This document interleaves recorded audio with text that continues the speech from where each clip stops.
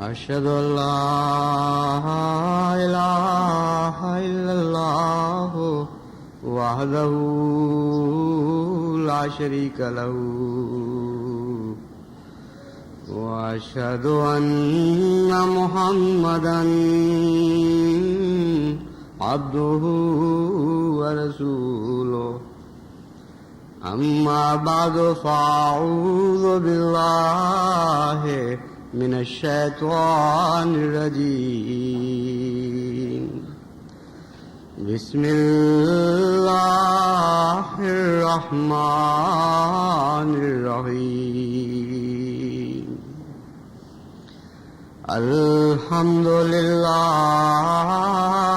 رب العالمين الرحمن الرحيم مالك يوم الدين إياك نعبد وإياك نستعين اهدنا الصراط المستقيم صراط الذين أنعمت عليهم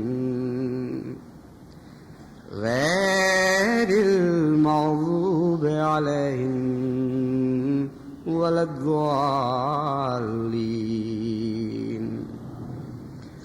تسبح له السماوات السبع والأرض ومن فيهن إن من شيء إلا يسبح بحمده وإن من شيء إلا يسبح بحمده ولكن لا تفقهون تسبيحهم إنه كان حليما غفورا.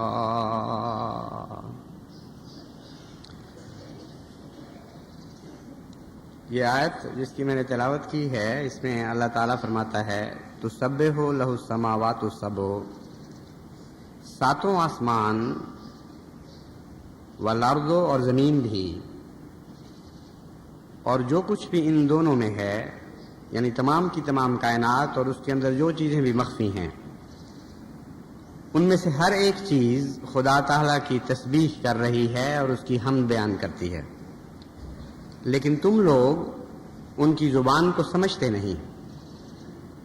وہ جس زبان میں حمد کرتے ہیں، جس طرح خدا کی تسبیح بیان کرتے ہیں، تم ان کو نہیں سمجھتے. انہ کانا حلیما غفورا، اللہ تعالیٰ بہت حلیم اور بہت غفور ہے. گزشتہ خطبے میں نے یہ بیان کیا تھا کہ اللہ تعالیٰ قرآن کریم میں اپنی صفات کو مختلف رنگ میں پھیر پھیر کر بیان فرماتا ہے، اور جس موقع اور محل کے مطابق کسی صفت کا بیان ہوتا ہے، اس سے اس صفت پر ایک خاص روشنی پڑتی ہے، اور بعض دفعہ کسی ایک صفت کے ساتھ ایک اور دوسری صفت کو ملا دیتا ہے، بعض دفعہ ایک اور صفت کے ساتھ ایک اور دوسری صفت کو ملا دیتا ہے، اور ان سب کو جب مجموعی نظر سے دیکھیں تو نئے نئے مضمون ابھر کر سامنے آتے ہیں. عموماً قرآن کریم کا ترجمہ پڑھنے والے قرآن کریم پر اس طرح گزر جاتے ہیں کہ جو معنی بیان ہو رہے ہیں وہ پڑھنے کے بعد خدا تعالیٰ کی صفت کے بیان پر اس طرح غور نہیں کرتے کہ ان معنی سے اس کا تعلق کیا ہے.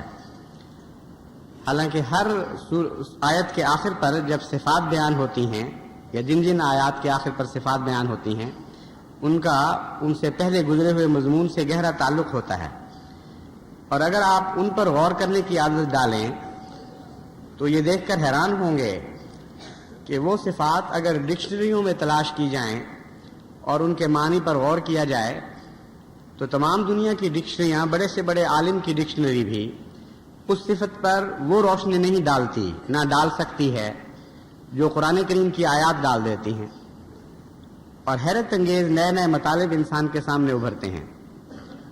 تو اس لحاظ سے صفات باری تعالیٰ پر غور ایک بہت ہی بڑا مضمون بن جاتا ہے اور عمداً میں اس کو چھوڑتا رہا ہوں، کیونکہ پھر یہ ایک خطبے کا معاملہ نہیں رہے گی، بلکہ متعدد خطبات صرف ایک صفت پر دے کر بھی پھر بھی تشنگی باقی رہ جائے گی۔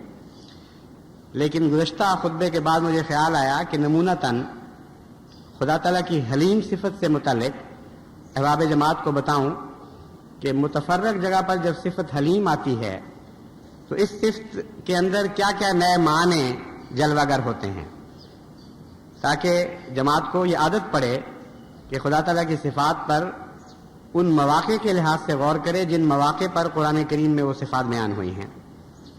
اور بعض دفعہ تو یوں لگتا ہے جیسے کوئی بھی تعلق نہیں۔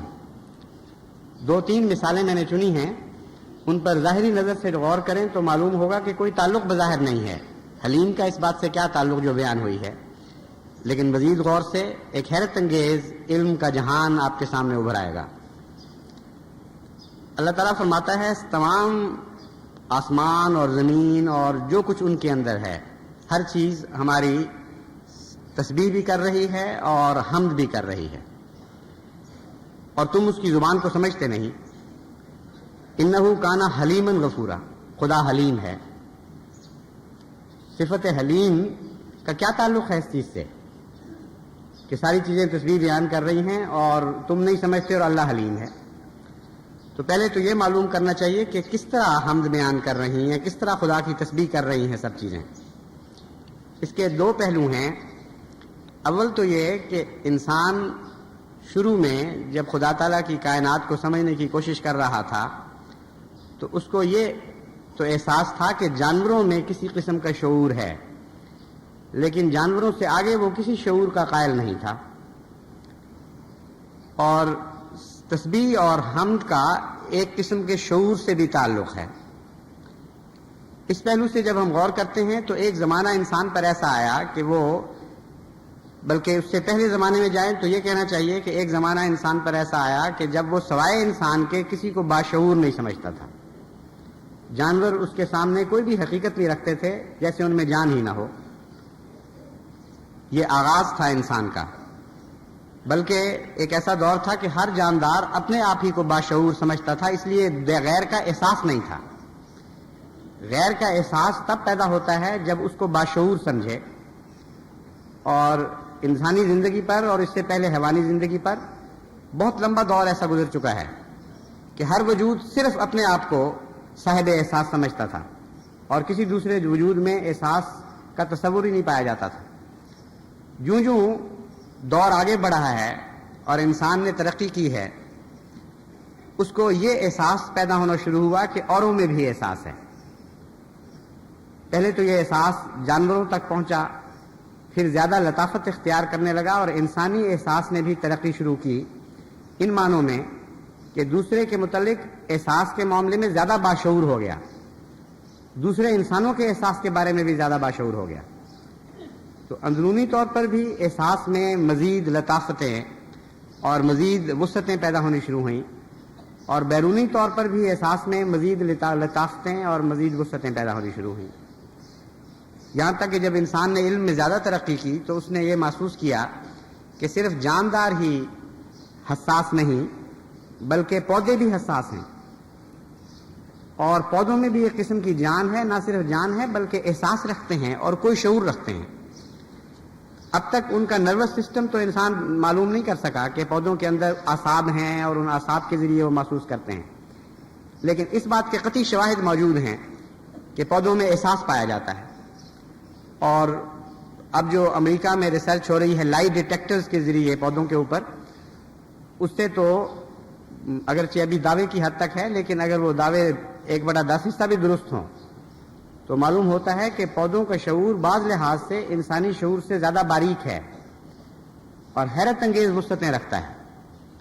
مثلا یہ دعویٰ کیا جا رہا ہے کہ اگر ایک پودے کے سامنے ایک قتل ہو تو وہ پودا اس قاتل کے معاملے میں اتنا شدید رد عمل رکھتا ہے کہ اگر دوبارہ وہ قاتل اس کے سامنے آئے اور باریک بجلی کے آلات سے جو پودے پر لگا دیے گئے ہوں یہ معلوم کرنا چاہے انسان کہ مختلف آدمی جو اس کے سامنے سے گزر رہے ہیں ان میں قاتل کون ہے، تو جب بھی قاتل سامنے آئے گا وہ پودا رد عمل دکھائے گا۔ کس حد تک یہ درست ہے، کس حد تک یقینی بات ہے، اس میں ابھی بہت سی تحقیق کی گنجائش موجود ہے، لیکن بعض کام کرنے والے جنہوں نے ساری زندگی اس عمل پہ صرف کی ہے وہ تو یہاں تک کہتے ہیں کہ پودا جھوٹے آدمی کو سچے آدمی سے الگ کر کے پہچان لیتا ہے۔ تو بہرحال شعور کے بارے میں انسان کا شعور اس طرح ترقی کرتا رہا کہ اپنے سوا غیر انسانوں کے شعور کے متعلق بھی احساس بڑھا اور وسعت پذیر ہوا، اور غیر انسانوں کے متعلق یعنی جانداروں کے متعلق بھی اس کا شعور بڑھا اور وسعت پذیر ہوا، یہاں تک کہ وہ نباتات کی حد میں داخل ہو گیا اور اب یہ تسلیم کرتا ہے کہ نباتات میں بھی شعور موجود ہے۔ اور ہرگز بعید نہیں، اور جیسا کہ قرآن کریم کی آیت سے ثابت ہوتا ہے، آخر انسان اس نتیجے پر پہنچے کہ کائنات میں کوئی چیز بھی شعور سے کلیتاً خالی نہیں۔ ہاں، شعور کے مراتب ہیں اور درجے ہیں، جس کو ہم بے جان چیز سمجھتے ہیں وہ شعور کے ادنی درجے پر واقع ہے، لیکن شعور سے خالی نہیں، اور ہر ایک باشعور اپنے شعور کے دائرے کے مطابق تسبیح کر رہا ہے اللہ تعالیٰ کی، اس دائرے کے مطابق اس کی حمد بیان کر رہا ہے۔ تو ایک تو اس آیت کے یہ معنی ہیں، اور دوسرے یہ معنی کہ زبان حال سے ہر چیز خدا تعالیٰ کی حمد بیان کر رہی ہے، یعنی خدا تعالیٰ نے جو سنت پیدا فرمائی ہے وہ اتنی حیرت انگیز ہے کہ وہ سنت سانے کے حسن سنت کی طرف دلالت کرتی ہے۔ وہ سنت اپنے وجود سے خدا تعالیٰ کی تسبیح بھی کر رہی ہے اور اس کی حمد بھی بیان کر رہی ہے، اور ایک بھی خدا کی سنت ایسی نہیں جس میں یہ دو باتیں نہ پائی جاتی ہوں، کہ وہ گواہی دے رہی ہو کہ میرا خالق تمام نقائص سے پاک ہے اور میرا خالق تمام صفات حسنہ سے متصف ہے۔ اس معاملے میں بھی انسانی تحقیق نے حیرت انگیز چیزیں دریافت کی ہیں، اور بہت سے جانوروں کے متعلق جو تحقیق ہو رہی ہے اس سے انسان حیرت میں ڈوب جاتا ہے کہ ہر جانور ایک عظیم الشان جہان ہے اپنے اندر، اور اتنے حیرت انگیز اس کے اندر باریک مسالے کار فرما ہیں ایک باشعور ہستی کے، کہ ان پر غور کرتے چلے جاؤ تو ہر جانور خدا کی ہستی کا ایک عجیب ثبوت بن جاتا ہے۔ اب تو یہ تحقیق بہت بڑا علم بن چکی ہے، لیکن اتنا بڑا علم بننے کے باوجود کسی جانور کی ایک باریک سی صفت پر بھی پورا عبور حاصل نہیں کر سکی۔ مثلا متفرق تحقیقات میں ایک تحقیق یہ ہے، یہ اس بات پر ہو رہی ہے بڑے عرصے سے کہ جانور اپنے گھروں تک کس طرح پہنچتے ہیں دور جانے کے بعد، ان کو کیسے معلوم ہوتا ہے کہ ہم نے کس سمت میں جانا ہے۔ اور سب سے پہلے اس معاملے میں شہد کی مکھی نے انسان کو حیران کیا۔ چنانچہ ارسطو نے سب سے پہلے اس بات پر غور کیا اور اس مہمے کو دنیا کے سامنے پیش کیا کہ شہد کی مکھی میں حیرت انگیز ایک یہ خصلت پائی جاتی ہے، ایک اس کی اہلیت پائی جاتی ہے کہ وہ اپنے چھتے سے دور چلی جاتی ہے اور بظاہر کوئی وجہ نظر نہیں آتی کہ وہ چھتے تک واپس پہنچے، لیکن پہنچ جاتی ہے۔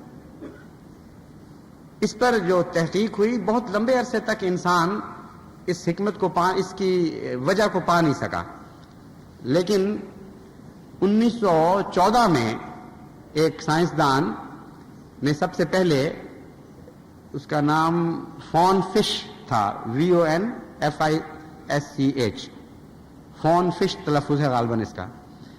بہرحال فون فش نے یہ حیرت انگیز بات شہد کی مکھی کے متعلق دریافت کی کہ شہد کی مکھی کا دیکھنے کا شعور اور اس کی دیکھنے کی دنیا انسان سے بالکل الگ ہے۔ ہم جس روشنی کو دیکھ رہے ہیں اس روشنی سے ایک الگ روشنی کی دنیا میں وہ رہتی ہے۔ عام شعاعیں جو ہم دیکھتے ہیں ان کو وہ نہیں دیکھتی، بلکہ الٹرا وائلٹ ایک شعاؤں کی قسم ہے، اس جہان میں وہ رہتی ہے۔ اور الٹرا وائلٹ کا جہان انسانی جہان سے بالکل مختلف ہے۔ ہم جو چیزیں دیکھ رہے ہیں، جو ہمیں رنگ نظر آ رہے ہیں، جو طرزیں نظر آ رہی ہیں، جو شیڈ نظر آ رہے ہیں، اگر یہاں یہ روشنی نہ ہو جو ہم دیکھ سکتے ہیں اور صرف الٹرا وائلٹ ہو تو ہم کلیتاً اندھے ہو جائیں گے۔ ایک ادنا ذرہ بھی ہمیں نظر نہیں آئے گا، ایک بڑی سے بڑی چیز بھی ہمیں نظر نہیں آئے گی، کیونکہ الٹرا وائلٹ کو دیکھنے کی خدا تعالیٰ نے انسان کو صلاحیت ہی نہیں بخشی۔ اور شہد کی مکھی کے لیے اس روشنی کی کوئی حقیقت نہیں. وہ الٹرا وائلٹ روشنی سے ایک بالکل مختلف جہان دیکھ رہی ہے اپنا، اور اسی روشنی کے ذریعے وہ پھولوں کا رس بھی چوستی ہے، اسی روشنی کے ذریعے وہ یہ معلوم کرتی ہے کہ کہاں شہد ہے کہاں نہیں ہے، اور اس کے سارے ریفرنسز اپنی ذات کے ساتھ تعلق رکھنے والے سارے حوالے اس الٹرا وائلٹ روشنی سے ہیں. یہ جب تحقیق سامنے آئی سائنسدانوں کے تو ایک نیا جہان علم کا کھل گیا. انہوں نے دوسرے جانوروں پر جو تحقیق شروع کی تو یہ دیکھ کر حیران رہ گئے کہ ہر جانور کی سماعت کا جہان بھی اپنا ہے، اس کے روشنی کا جہان بھی اپنا ہے. بظاہر ہم ایک دنیا میں بسر کر رہے ہیں، لیکن ہر جانور کو ایک اور دنیا نظر آ رہی ہے، اور اپنی دنیا میں وہ کامل ہے. اس کو ہر چیز مہیا ہے اپنی دنیا میں جو انسان سمجھتا ہے کہ اس کو مہیا نہیں اور ہمیں مہیا ہے. اگر اس کی دنیا کے اعصاب اور اس کی دنیا کے حواس خمسہ انسان کو نصیب ہوتے تو پھر انسان کی دنیا اس کے لیے اندھی ہو جاتی، اور وہ ایک نئی دنیا میں چلا جاتا اور سمجھتا کہ انسان کو کچھ نصیب نہیں ہے اور سب کچھ مجھے نصیب ہے. حیرت انگیز خدا ہے ہمارا، جس نے کائنات کے ہر ذرے میں ایسا حسن رکھ دیا کہ اس حسن کے ہر تجزیے میں انسان ایک نیا حسن کا جہان پاتا ہے. اب سوال یہ ہے کہ اس کے بعد ہم اس کو نہیں سمجھتے، اللہ تعالیٰ جانتا ہے. پھر حلیم کا کیا مطلب ہوا؟ حلیم کا مطلب ہے ایسا صاحب رشد، ایسا صناع، ایسا باکمال وجود جو حوصلہ بڑا رکھتا ہو اور اس بات سے بے نیاز ہو کہ کوئی دنیا اس کی حسن کی تعریف کر رہی ہے کہ نہیں کر رہی، اس کی عقل کو جانچ بھی رہی ہے کہ نہیں کر رہی. وہ اپنی ذات میں حلم رکھتا ہے، اس کے اندر ایک وقار پایا جاتا ہے اس کی عقل میں، اور اس کی صنائی اس بات کی محتاج نہیں کہ کوئی دوسرا تعریف کرے گا تو وہ اچھا صناع رہے گا. بالکل بے نیاز ہے ان باتوں سے. جیسا کہ آپ نے بچپن میں وہ کہانی پڑھی ہوگی، ایک نجار، ایک ترخان ایک جنگلہ بنا رہا تھا کسی کے لیے، جس پہ اس نے انگوروں کی بیل چڑھانی تھی، اور اس لیے اس نے سستا سودا کیا اس سے کہ ڈھانپ تو لے گی یہ بیل، اس کو رندہ کرنے کی کیا ضرورت ہے، خوبصورت بنانے کی کیا ضرورت ہے. لیکن جب وہ آدمی آیا دیکھنے کے لیے کہ وہ کس طرح کا کام کر رہا ہے تو اس نے دیکھا کہ بڑی محنت کر رہا ہے اور بڑی صفائی کر رہا ہے اس کی، اور بڑے رندے پھیر رہا ہے. تو حیران ہو کر اس نے کہا کہ تم یہ کیا کر رہے ہو؟ میں نے تو تم سے جو سودا کیا ہے وہ تھوڑے پیسوں کا ہے، تھوڑے کام کا ہے. اگر تمہارا خیال ہو کہ اچھا کام کر کے مجھ سے پیسے زیادہ لے لو گے تو میں بالکل نہیں دوں گا تمہیں. اس نے کہا آپ بالکل فکر نہ کریں، میں اپنے سودے پر قائم ہوں، مگر آپ کے ذوق کے بد ہونے کے نتیجے میں اپنی صنائی کو کس طرح بگاڑ لوں؟ آپ کا ذوق بد ہے تو میری صنعت کیوں اس سے متاثر ہو جائے؟ میں تو اپنے حسن صنعت کو نہیں بگڑنے دوں گا. میں تو وہی چیز بناؤں گا جو مجھے پسند آتی ہے اور جس کے اوپر میں فخر کر سکتا ہوں. تو انسان میں بھی جب یہ صفت پیدا ہوتی ہے حلیمی کی تو اس کے اندر ایک نیا جہان پیدا کر دیتی ہے. ہر صنعت کار میں ایک نئی عظمت پیدا ہو جاتی ہے، ہر صاحب فہم و عقل میں ایک نئی عظمت کردار آ جاتی ہے، اور انسانوں کے اندر رہتے ہوئے بھی وہ ایک نیا وجود بن جاتا ہے. تو یہ قرآن کریم میں جو خدا تعالیٰ کی صفات بیان ہوئی ہیں اور جن جن مواقع پر بیان ہوئی ہیں ان پر غور کریں آپ، تو پھر آپ کو اپنی تربیت کا ایک نیا سلیقہ آ جائے گا، ایک نیا ادب نصیب ہوگا. اور اسی دنیا میں رہتے ہوئے احمدی جو ان باتوں پر غور کر رہا ہوگا وہ ایک بالکل نیا وجود پا رہا ہوگا. یہ ہے قرآن کریم کی دولت اور عظمت جس کی کوئی انتہا نہیں ہے. اب دیکھو خدا تعالیٰ کی وہ تمام صفات حسنہ جو اس کی صنعت کاری میں داخل ہوئی ہیں، وہ کتنے لمبے عرصے تک اجل رہی ہیں کائنات سے. انسانی دور تو بہت ہی مختصر ہے جس نے سمجھنا شروع کیا، اور انسانی دور کا وہ دور جو سمجھ میں داخل ہوا ہے وہ کوئی بھی حیثیت نہیں رکھتا اس دور کے زمانے کے مقابل پر جب انسان ناسمجھی میں زندگی بسر کر رہا تھا. اگر کائنات کو 24 گھنٹوں میں تقسیم کیا جائے آغاز سے لے کر اب تک، تو انسان کی پیدائش آخری سیکنڈ کے کچھ حصے کے بعد بنے گی، اور وہ کچھ حصہ سیکنڈ کا سارا گزرنے کے بعد اس سیکنڈ کا لاکھواں حصہ ایسا ہوگا جس میں ہم اس شعور میں پہنچے ہیں جس میں اب بسر کر رہے ہیں. اور اللہ تعالیٰ کو کوئی پرواہ نہیں. اس کی رشد پر اس بات کا اثر نہیں پڑا، اس کی فہم اور اس کی عقل اور اس کی صنعت کاری پر اس بات کا کوئی اثر نہیں پڑا کہ کوئی دنیا جانتی ہے یا نہیں جانتی، کسی کو بات پسند آتی ہے کہ نہیں پسند آتی. تو وہ عقل جو مستغنی ہو چکی ہو، جو اپنی ذات میں قائم ہو اور کسی دیکھنے والے کی تحسین کی محتاج نہ رہی ہو، وہ صحرا میں بھی لالا کھلا رہی ہے جبکہ کوئی دیکھنے والا وجود نہیں. وہ لالے کے ہر ذرے میں، اس کے پردوں میں ایسے ایسے حسن پیدا کر رہی ہے جس کو دیکھنے والا وجود بھی محسوس نہیں کر رہا. اس رشد کامل کو حلم کہتے ہیں. اور ان معنوں میں خدا تعالی حلیم ہے کہ تم تسبیحوں سے واقف ہو یا نہ ہو، خدا کے صنعت کے حسن پر سے آشنا ہو یا نہ ہو نظر، خدا اپنی ذات میں حلیم ہے اور حلیم ہی رہے گا.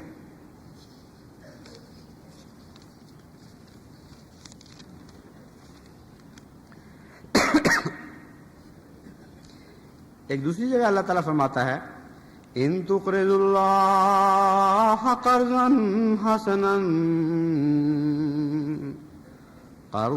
حسنا یضاعفہ لکم ویغفر لکم واللہ شکور حلیم.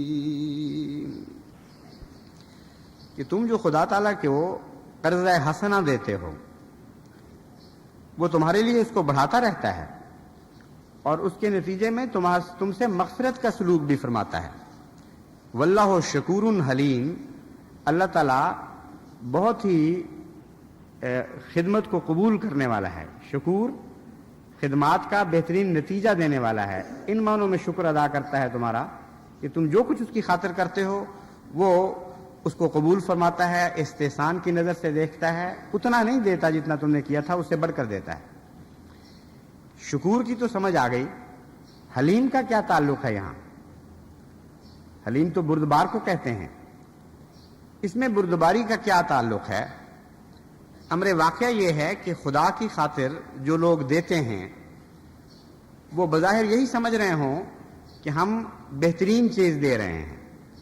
قرض حسنہ کا وہ مطلب نہیں ہے جو آپ یہاں دیتے ہیں. قرض حسنہ، انسان جب قرض حسنہ دیتا ہے تو اس کا مطلب یہ ہوتا ہے کہ میں جتنا دوں گا اتنا ہی واپس لوں گا. اس میں حسن تو محض نام کا ہے، صرف عدل کا پہلو ہے. خدا تعالیٰ کو جب قرض حسنہ دیتے ہیں تو اس کے دو معنی ہیں.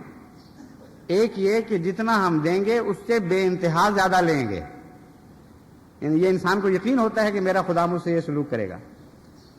دوسرا یہ کہ ہم اپنی چیزوں میں سے بہترین چیز دیں گے. لن تنالوا البر حتی تنفقوا مما تحبون میں جو مضمون ہے حسن کا، وہی خدا کے تعلق میں جب قرض حسنہ بولا جاتا ہے تو اس وقت وہ داخل ہو جاتا ہے. چنانچہ حضرت مسلم معود نے تفسیر صغیر میں جو ترجمہ کیا وہ حیرت انگیز ترجمہ ہے اور چند لفظوں میں اس حسن کی طرف اشارہ کر دیا ہے آپ نے. اس کا ترجمہ یہ ہے، اگر تم اللہ کے لیے اپنے مالوں میں سے ایک اچھا حصہ کاٹ کر الگ کر دو، یعنی قرض حسنہ سے مراد یہ ہے کہ اموال میں سے گندا نہ دو بلکہ اچھا دو، تب خدا کا یہ وعدہ ہے کہ وہ تم سے مغفرت کا سلوک کرے گا، تمہارے اموال کو بڑھائے گا. لیکن اللہ تعالیٰ فرماتا ہے کہ میں حلیم بھی ہوں اور میں جانتا ہوں تمہاری کمزوریوں کو، اور میں جانتا ہوں کہ حسن کے نام پر تم بسا اوقات بہت گندی گندی چیزیں بھی میرے نام پر دے جاتے ہو. اور اکثر اوقات دینے والا اپنے مال کا بہترین دینے کی بجائے وہ پہلے نکالتا ہے جس کی اس کو ضرورت نہیں رہتی، اور یہ بہت بڑی گستاخی ہے. ایک طرف محبوب کو تحفہ دینے کا دعویٰ ہو اور دوسری طرف گندی گندی چیزیں نکال کر دی جائیں. یہاں تک کہ قرآن کریم ایک اور موقع پر بیان فرماتا ہے کہ ایسے مال نہ دیا کرو کہ اگر تمہیں دیے جائیں تو تمہاری نظریں شرم سے جھک جائیں. تو اللہ تعالیٰ جانتا ہے کہ قرض حسنہ کے نام پر انسانوں کی ایک بہت بڑی تعداد اس ظلم کا شکار ہو رہی ہوتی ہے کہ اپنے رب کے حضور ادنا چیزیں دے رہی ہوتی ہے اور اس کا نام حسن رکھتی ہے اور کہتی ہے کہ دیکھو ہم نے خدا کی خاطر کیا کیا کچھ دے دیا. تو وہاں صفت اللہ تعالیٰ کی صفت حلیم جو ہے وہ انسان کو اس کے عذاب، اس کی پکڑ سے بچاتی ہے. ورنہ دنیا میں ایک بادشاہ کے سامنے اب سڑا ہوا مال لے کر چلے جائیں تو لازماً اس کی سزا سے بچ نہیں سکیں گے. تحفہ چاہے غریب بھی انسان ہو، اگر وہ تحفے کے طور پر ایک سبز پتا بھی توڑتا ہے تو لہلہاتا ہوا سبز پتا توڑتا ہے. وہ یہ نہیں کرتا کہ سڑا ہوا بسا ہوا جو گرا ہوا زمین پر پتا اٹھا کے بادشاہ کو دے. بادشاہ تو امیر کے تحفے سے بھی مستغنی ہوتا ہے اور غریب کے تحفے سے بھی، لیکن اس کے اندر جو حسن شامل ہو جاتا ہے وہ اس کو قبول کرتا ہے. تو اللہ تعالیٰ بھی حسن کو قبول کرتا ہے، لیکن جانتا ہے کہ حسن کے نام پر انسان نہایت ہی بیہودہ چیزیں دے رہا ہوتا ہے. اور پھر جو خدا کی خاطر مالی قربانی کے نظام میں شامل ہوتے ہیں ان کو حلیم بننا پڑتا ہے، کیونکہ جب وہ خدا کی خاطر مال لینے کے لیے جاتے ہیں تو طرح طرح کی باتیں بھی سنتے ہیں. قرآن کریم ان باتوں کا ذکر بھی فرماتا ہے.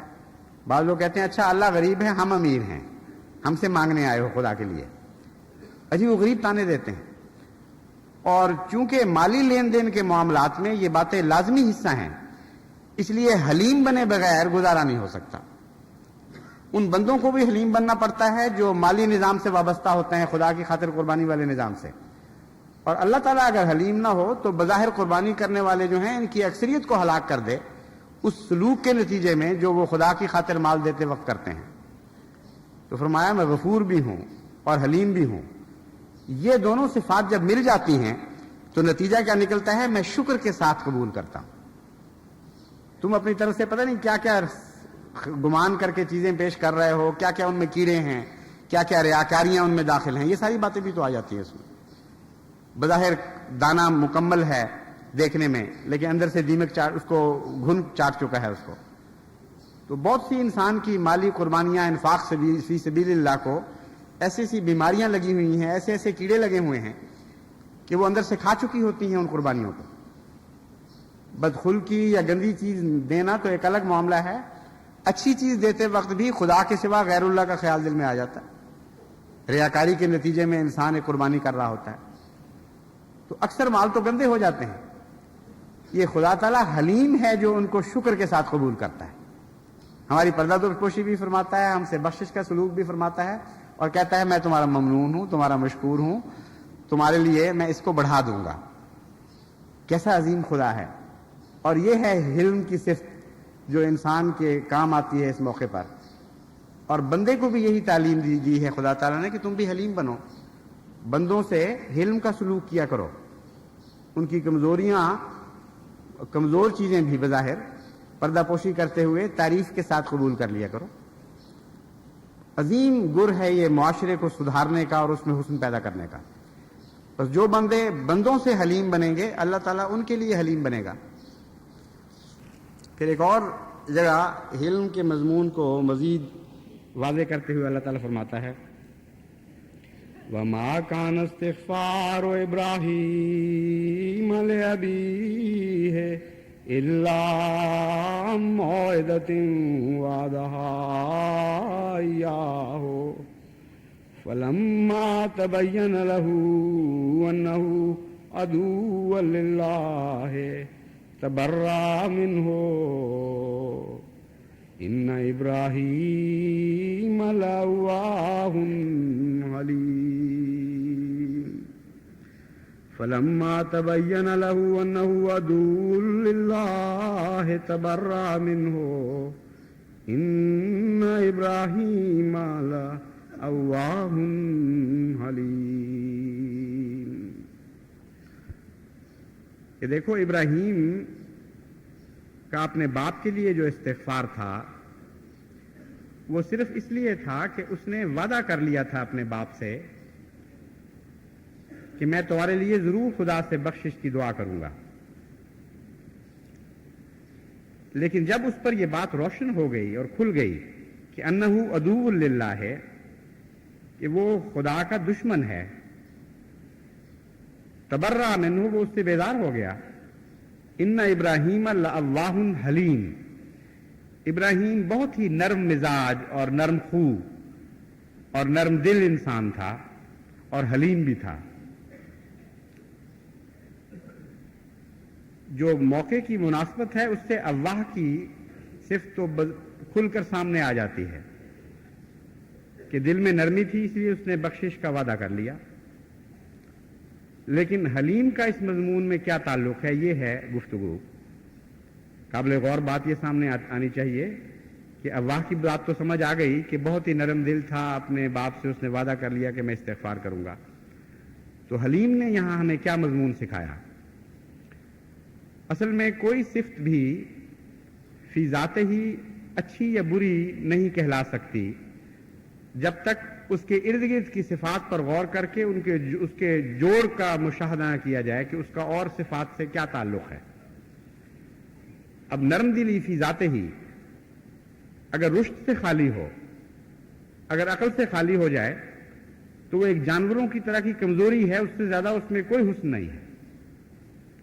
موقع بے موقع ہر محل پر انسان نرم دل ہوتا چلا جائے تو یہ تو ایک کمزوری ہے، یہ حسن ہے ہی نہیں. اللہ تعالیٰ یہ بیان فرمانا چاہتا ہے کہ ابراہیم کو اپنے باپ سے محبت تھی، وہ بڑا نرم دل تھا، اس کے باوجود وہ صاحب رشد تھا اور اس وجہ سے وہ قابل تعریف تھا کہ موقع محل کے لحاظ سے اس کی نرمی ایک عزم میں تبدیل ہو جاتی تھی جو بظاہر سختی بھی نظر آتی. جب اس کی دل کی نرمی ابراہیم کے لیے تھی تو اس وجہ سے تھی کہ اس کو پورا علم نہیں تھا کہ یہ میرے محبوب کا دشمن ہے. وہ جہالت کا حق دے رہے ہوں گے، وہ اور کئی قسم کے ان کے اوپر حسن زنیاں کر کے پردے ڈال رہے ہوں گے، اور دل کی نرمی کے ساتھ یہ وعدہ کر لیا کہ میں اس کے لیے استغفار کروں گا. اس وقت اللہ تعالیٰ نے ان پر روشن فرمایا کہ یہ شخص ایسا ہے جس پر حجت تمام ہو چکی ہے، اس کو کوئی غلط فہمی نہیں ہے، یہ جس کو کہتے ہیں کمیٹڈ اینیمی، یہ واضح بین طور پر اللہ تعالیٰ کا دشمن ہے. تو وہاں رشد دل کی نرمی پر غالب آ گئی، دل کی نرمی رشد پر غالب نہیں آئی. یعنی رشد ایسی عقل کو کہتے ہیں جو جذبات کے تابع نہیں ہوتی اور جذبات اس کے تابع ہوتے ہیں، اور جب وہ جذبات کو تابع کرتی ہے تو جذبات میں حسن پیدا کر دیتی ہے بجائے اس کے کہ ان کو گندا کر دے یا ان کے اندر ایک نامناسب رنگ داخل کر دے. تو دل کی نرمی تب حسن بنتی ہے اگر اس کا حلم کے ساتھ جوڑ ہو.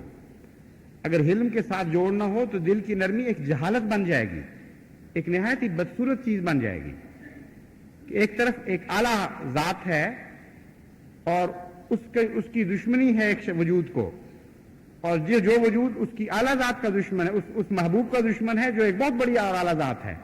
دل کی نرمی اس کے لیے فائدہ چاہ رہی ہے، یعنی مقابلہ نہ رہا، بیچ میں ایک توازن بگڑ گیا اور پاگل پن بن گیا. یہ اچھی دل کی نرمی ہے کہ اپنے محبوب کے دشمن کے حق میں ہو جاؤ اور محبوب کے خلاف نتیجہ نکالو. تو یہ رشد ہے، یعنی حلم، جو جذبات میں توازن بھی پیدا کرتا ہے اور حسن پیدا کرتا ہے. اور صرف یہی جذبات نہیں، جیسا کہ پہلے میں ذکر کر چکا ہوں، غصے کے جذبات، نرمی کے جذبات، کسی قسم کے جذبات ہوں، ان سب پر جب تک حلم حاوی نہ ہو اس وقت تک ان میں کوئی حسن پیدا نہیں ہوتا.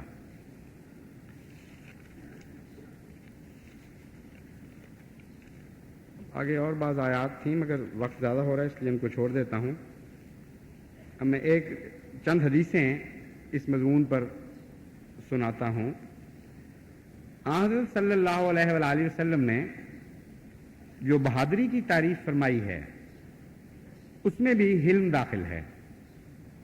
حضور اکرم صلی اللہ علیہ وآلہ وسلم فرماتے ہیں لیس الشدید بالسرعۃ انما الشدید الذی یملک نفسہ عند الغضب، کہ بہادر وہ نہیں ہے جو لوگوں کو پچھاڑ دے، بہادر وہ ہے جو غصے کے وقت اپنے نفس پر قابو رکھے. تو حلم کا ایک یہ بھی معنی ہے، جیسا کہ قرآن کریم کی آیت سے پتہ چلا، جذبات سے مغلوب نہ ہو، اور سب سے زیادہ مغلوب کرنے والا جذبہ غصہ ہوا کرتا ہے. تو حلم کے اندر ایک بہادری بھی پائی جاتی ہے، یعنی اعلیٰ قسم کا بہادر وہ ہوگا جو بہت بڑا حلیم ہوگا، چھوٹی چھوٹی باتیں اس کو غصہ نہ دلائیں، بلکہ جب غصے کی آزمائش میں مبتلا ہو پھر بھی وہ رک جائے اور غور کے بعد تحمل کے ساتھ فیصلہ کرے.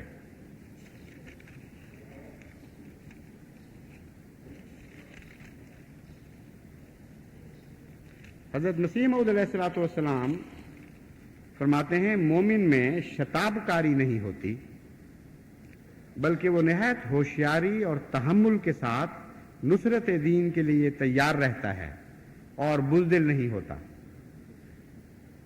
ایک چھوٹے سے جملے میں حلم کے اتنے پہلو بیان فرما گئے ہیں حضرت مسیح موعود علیہ الصلوۃ والسلام کہ عقل دنگ رہ جاتی ہے۔ ایک ہی فقرہ ہے اور پوری تقریر ہو گئی ہے حلم کے اوپر، اور انسان جو داعی اللہ ہو اس کو حلم کی کیوں ضرورت درپیش ہے اس کے اوپر روشنی ڈال دی آپ نے۔ فرماتے ہیں مومن میں شتاب کاری نہیں ہوتی، یعنی حلم حوصلہ دیتا ہے، فوری طور پر انسان قدم نہیں اٹھاتا جاہلوں کی طرح کہ ادھر بات ہوئی ادھر اس کا نتیجہ نکلایا، بلکہ وہ نہایت ہوشیاری اور تحمل کے ساتھ، یعنی حلم کے اندر یہ دو باتیں پائی جاتی ہیں، ہوشیاری بھی ہے اور تحمل بھی ہے۔ تحمل بریکوں کا کام دیتا ہے، یعنی جس طرح لگام ڈالی جاتی ہے گھوڑے کو اس لیے ڈالی جاتی ہے کہ وہ بھاگتے بھاگتے کہیں حد سے زیادہ آگے نہ نکل جائے، ٹکرائی نہ مارتا پھرے کہیں۔ لگام کے مقابل پر مہمیز ہوتی ہے جو اس کو آگے دوڑاتی ہے، تو جب جذبات انسان کے اندر داخل ہوتے ہیں تو وہ مہمیز کا کام دیتے ہیں۔ ہمیشہ انسان کی قوت متحرکہ میں سب سے بڑا کردار اس کے جذبات ادا کرتے ہیں، اور جب یہ غالب آ جائیں تو بے نیاز ہو جاتا ہے کہ اس پر کیا گزرے گی۔ اس لیے جو محبت میں دیوانے ہو جاتے ہیں ان کو کوئی پرواہ نہیں ہوتی کہ ان کا وجود مٹ جائے اس راہ میں، کیونکہ جذبات کی مہمیز بہت سخت ہوتی ہے۔ اور حلم کیا کرتا ہے؟ حلم لگامیں دیتا ہے اور ایک متوازن سواری بنا دیتا ہے۔ جتنی تیز رفتار سواری ہو اتنی مضبوط لگام ضروری ہے، جتنی تیز رفتار موٹر ہوگی اتنی اچھی اس کے لیے ڈسک بریکیں ہوں گی اور اعلیٰ انتظام ہوں گے کہ وقت کے اوپر رک بھی سکے۔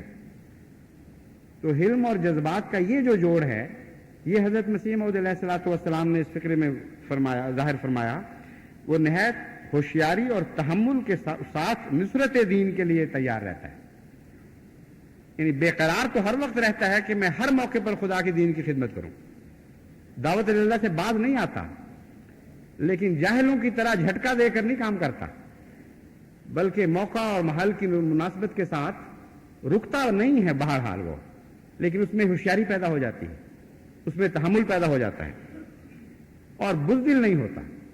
جیسا کہ میں نے بیان کیا، جب انسان رکتا ہے کسی حرکت سے تو وہ بزدلی کے نتیجے میں بھی رک سکتا ہے اور حلم کے نتیجے میں بھی رک سکتا ہے۔ حضرت صلی اللہ علیہ وآلہ وسلم نے واضح فرمایا مضمون کو کہ مومن بزدلی کے نتیجے میں باز نہیں آیا کرتا، حلم کے نتیجے میں باز آتا ہے۔ تو کوئی غلطی سے مومن کو یہ نہ سمجھ لے کہیں کہ بڑا ڈرپوک ہے، ہم نے اتنی گالیاں دی، اتنا مارا کوٹا، اتنی آگے لگانے کی تعلیم دی، اتنے ان کے بزرگوں کی تحقیر کی اور ان کو ذلیل و رسوا قرار دیا، اس کے باوجود یہ ہاتھ ہی نہیں اٹھا رہا سامنے۔ تو کوئی اس غلط فہمی میں مومن کے بارے میں مبتلا نہ ہو جائے۔ مومن کا وہ تصور جو قرآن اور حدیث پیش کر رہے ہیں وہ تو ایک بہت عظیم الشان تصور ہے۔ مومن اپنے مقصد سے باز نہیں آئے گا۔ اگر بزدل ہوتا تو تمہارے ڈراموں اور تمہاری دھمکیوں کے نتیجے میں اپنے مقصد سے باز آ جاتا۔ کسی قیمت پر ایک لمحے کے لیے بھی مومن اپنے مقصد سے باز نہیں رہ سکتا۔ ہاں وہ حلیم ہے، وہ صاحب رشد ہے، وہ شتاب کار نہیں ہے، وہ جانتا ہے کہ اس کے مقصد کو کیا چیز زیادہ فائدہ پہنچائے گی، اور اس کے نتیجے میں اس کے عمل میں اور اس کی کوششوں میں ایک ملائمت، ایک تہذیب داخل ہو جاتی ہے، انسانیت آ جاتی ہے۔ وہ حیوانیت کا مقابلہ حیوانیت سے نہیں بلکہ انسانیت سے کرتا ہے، اور یہ ساری چیزیں حلم ہمیں سکھاتا ہے۔ حضرت مسیح موعود علیہ الصلوۃ والسلام حلم کے ایک بہت ہی بلند مقام پر فائز فرمائے گئے تھے۔ صرف کہتے نہیں تھے بلکہ وہی عمل بھی تھا آپ کا۔ ایک روایت میں آتا ہے کہ ایک روز ایک ہندوستانی جس کو اپنے علم پر بڑا ناز تھا اور اپنے تئیں جہاں گرد اور سرد و گرم زمانہ دیدہ و چشیدہ ظاہر کرتا تھا، مسجد میں آیا اور حضرت مسیح موعود علیہ السلام سے آپ کے دعویٰ کی نسبت بڑی گستاخی سے باب کلام وا کیا، نہایت ہی بدتمیزی اور بدخلقی سے سوال شروع کیے آپ کے دعوے کے متعلق۔ اور تھوڑی گفتگو کے بعد کئی دفعہ یہ کہا کہ آپ اپنے دعوے میں کاذب ہیں، جھوٹے ہیں، اور میں نے ایسے مکار بہت سے دیکھے ہوئے ہیں، اور میں تو ایسے کئی بغل میں دبائے پھرتا ہوں۔ غرض ایسے ہی بے باکانہ الفاظ کہے، مگر آپ کی پیشانی پہ بل تک نہ آیا۔ بڑے سکون سے سنتے رہے اور پھر بڑی نرمی سے اپنی نوبت پر کلام شروع کیا۔ اس کو کہتے ہیں مجسمہ حلم۔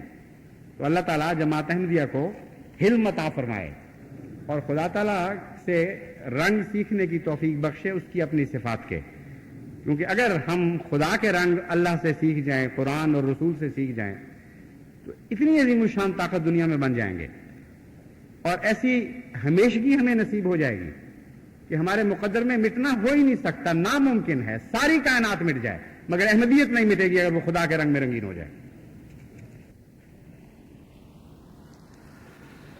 الحمدللہ نحمدہ ونستعینہ ونستغفرہ ونؤمن بہ ونتوکل علیہ ونعوذ باللہ من شرور انفسنا ومن سیئات اعمالنا من يهده الله فلا مضل له ومن يضلله فلا هادي له ونشهد أن لا إله إلا الله وحده لا شريك له ونشهد أن محمدا عبده ورسوله۔ پہلے میں کئی بار احباب جماعت کو توجہ دلا چکا ہوں کہ افریقہ کے ممالک کے لیے دعا کریں، وہاں بارش کی کمی کی وجہ سے انسانیت بہت ہی دکھوں میں مبتلا ہے، یعنی انسان جو افریقہ میں بس رہا ہے بہت مصائب کا شکار ہو چکا ہے۔ اللہ تعالیٰ نے فضل فرمایا اور اس کے بعد اچھی اچھی خبریں آئیں اور خوشیوں کے خط آئے، اور احمدیوں کی طرف سے جو ساری دنیا سے خط آتے ہیں ان میں افریقہ کا بھی ایک بڑا حصہ ہے۔ تو بہت ہی اطمینان کا اظہار کیا کہ اللہ تعالیٰ نے فضل فرمایا، بارشیں دیں، بہتر حالات ہو گئے۔ لیکن معلوم ہوتا ہے کہ دعائیں پھر جماعت نے چھوڑ دی ہیں، کیونکہ اب پھر کچھ تشویش کے خط آنے لگ گئے ہیں، اور کہتے ہیں کہ جی اب پھر دوبارہ خشک سالی کے آثار ہیں، اس لیے دعا کریں۔ تو ساری جماعت دعا کو جاری رکھے، بھولے نہیں، اور بہت اخلاص کے ساتھ، گریہ ازاری کے ساتھ دعائیں کرے۔ اگر خدا تعالیٰ قبولیت کے مزاج میں ہو تو ایک آنسو جو مقبول ہو جاتا ہے وہ سارے جہان کے لیے رحمت کی بارش بن سکتا ہے۔ اس لیے خدا ہمیں وہ آنسو نصیب فرما دے جس سے سارے جہان پر رحمتوں کی بارش برسنے لگے۔ اللہ کرے کہ ایسا ہی ہو۔ عباد اللہ رحمکم اللہ، ان اللہ یامر بالعدل والاحسان وایتاء ذی القربى وینہی عن الفحشاء والمنکر والبغی یعظکم لعلکم تذکرون۔